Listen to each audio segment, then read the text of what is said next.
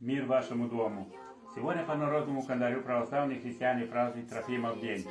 По церковному календарю православная церковь сегодня чтит память мучеников Трофима, Саватия и Даримедонта, благоверных князей Федора Ростиславича Черного, Смоленского и чад его Давида и Константина, ярославских чудотворцев, преподобного Алексея Засимовского Соловьева, преподобномученика Засимы Пустынника, благоверного великого князя Игоря во святом крещении Георгия Черниговского и Киевского, священномученика Константина Голубева, Богородского пресвитера, и с ним двух мучеников, и другие православные святые, имена которые вспоминают в этот день.